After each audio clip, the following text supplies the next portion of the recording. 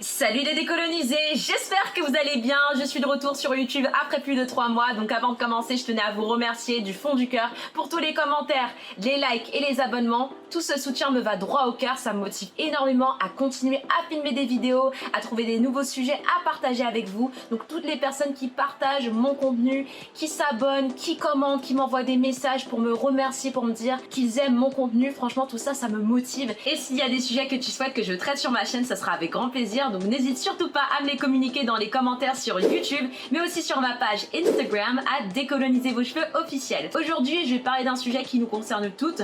Je pense qu'on s'est toutes déjà regardé devant un miroir et qu'on s'est demandé mais pourquoi est-ce que mes cheveux afro ne poussent pas? Alors il y a plusieurs raisons pourquoi tes cheveux afro ne poussent pas, ne poussent plus ou tout simplement se cassent. Donc je vais illustrer 3 raisons aujourd'hui dans cette vidéo. La première, c'est le fait d'arracher ses cheveux.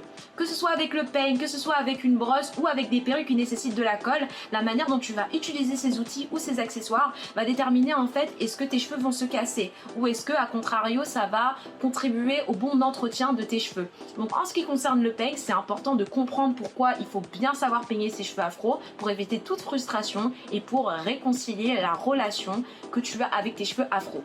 Donc comme on a les cheveux afro en forme de spirale, nous avons des boucles, on ne peut pas se permettre de commencer à peigner nos cheveux à partir de leurs racines. Pourquoi? Parce que si on met un peigne et qu'on essaie de peigner à partir de la racine, qu'est-ce qui va se passer? Le peigne va se bloquer. Donc c'est important de commencer par les pointes et de monter graduellement vers le cuir chevelu. C'est très important pour bien démêler ses cheveux. Et ça, je l'ai déjà fait cette erreur dans le passé, il y a peut-être 5-6 ans, parce que je ne savais pas. Mais avec l'expérience, j'ai compris que c'était vraiment important de commencer à démêler par les pointes et de monter graduellement. Nos cheveux sont l'opposé du cheveu lisse, donc en fait on ne peut pas avoir les mêmes réflexes des personnes qui ont les cheveux raides, qui ont les cheveux lisses, parce que encore une fois le peigne va se bloquer, mais aussi ça risque d'arracher le bulbe. En ce qui concerne la brosse, donc j'ai une petite brosse là pour vous. Alors je vais parler que de cette brosse dans cette vidéo, donc ça, ce type de brosse je l'utilise pour plaquer mes cheveux quand je mets du gel, par exemple pour la coiffure que j'ai faite aujourd'hui, et c'est très important de ne pas être agressif avec les brosses, parce que tout simplement quand on brosse déjà c'est souvent au niveau des tempes, au niveau des baby hairs, et les baby hairs sont des cheveux très fragiles, très fins, qui ont du mal à repousser. Donc plus vous allez être agressif, plus vous allez les fragiliser. Aucune utilité d'être agressif, c'est vraiment important d'être douce. Voilà, vous pouvez même mettre votre main comme ça et vous commencez à brosser comme ça.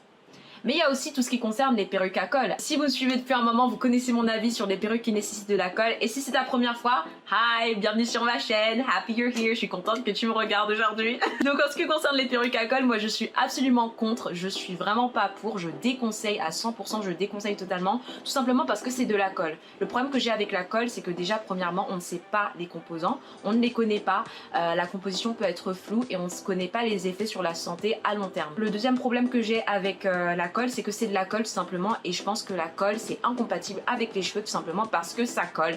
Les perruques qui nécessitent de la colle, en fait le problème c'est que c'est pas au bout de la première, la deuxième, la troisième fois, non, ça va peut-être au bout de la 7e, la 8e, la 9e fois. Quand il y a une habitude qui s'est installée, malheureusement les cheveux s'arrachent. Il y a plein de vidéos sur YouTube qui montrent des filles qui essaient d'enlever ces perruques, mais mon dieu, rien que le bruit fait mal à entendre, ça arrache les cheveux et malheureusement les cheveux ne poussent plus. En parlant des cheveux synthétiques, ça me ramène à mon deuxième point qui est le fait de trop abuser des mèches Kanekalon, surtout quand il s'agit des tresses avec des mèches. Donc je pense que vous savez de quel type de coiffure je parle, des longues tresses avec des mèches. Donc je dis avec les mèches parce que c'est là le problème en fait, et je parle des mèches Kanekalon parce que c'est la marque de cheveux synthétiques la plus utilisée au monde. C'est une marque qui est très connue. Donc le problème en fait avec les tresses avec les mèches, c'est que quand cette coiffure est faite trop souvent, ça mène à un assèchement des cheveux. Et donc en fait le problème avec des mèches synthétiques, c'est que ça peut être joli, mais ça assèche énormément les cheveux. Donc moi je vous conseille de ne pas faire cette coiffure plus de 3 fois par an, et surtout d'espacer les coiffures. Voilà, vous pouvez faire cette coiffure tous les 4 mois, 3 fois par an maximum. Pourquoi? Parce que les mèches synthétiques assèchent vos cheveux encore une fois, et du coup même si vous essayez d'hydrater vos cheveux, le produit a du mal à pénétrer dans vos cheveux parce que les mèches prennent beaucoup de place et ça assèche les cheveux tout simplement. Donc c'est pour ça que je vous déconseille d'en faire plus que 3 fois par an. Et malheureusement il y a encore beaucoup de gens aujourd'hui qui pensent que faire des tresses avec des mèches ce sont une coiffure protectrice, alors que pas du tout. C'est une coiffure qui va vous permettre de reposer vos cheveux, vous n'allez pas les manipuler, mais en aucun cas ça va protéger vos cheveux ne sont protégés de rien du tout, puisqu'il y a un facteur externe qui est mélangé à vos cheveux. La composition de ces mèches on ne les connaît pas, c'est très chimique, et malheureusement il y a encore beaucoup de personnes, beaucoup trop de personnes qui pensent que faire des tresses ça avec des mèches vont faire pousser leurs cheveux, alors que c'est complètement faux. C'est complètement faux, il n'y a aucune évidence scientifique que les mèches Kanekalon font pousser vos cheveux. D'ailleurs, il y a beaucoup d'évidence que ces mèches assèchent vos cheveux, c'est pour ça que je vous déconseille d'en utiliser trop, je vous déconseille d'en abuser. Donc franchement, espacez vos coiffures parce que ce type de coiffure n'est pas du tout protectrice. Si vous faites ce type de coiffure, c'est pour laisser reposer vos cheveux, c'est pour changer de style, mais c'est surtout pas pour faire pousser vos cheveux. Je ne dis pas que j'en ai jamais utilisé, hein. Je peux faire une coiffure avec des mèches Kanekalon, mais ça va être quand même de temps en temps, je vais quand même doser. Et la troisième raison, ça va être le fait de toucher ses cheveux tout le temps. Donc je sais qu'on a des beaux cheveux afro, on peut se permettre de se coiffer de manière différente, les possibilités sont infinies et franchement nos cheveux sont très beaux, ce qui fait que c'est tentant de toucher ses cheveux. Mais le problème c'est qu'en fait on a des cheveux qui sont naturellement très secs, beaucoup plus secs que d'autres types de cheveux.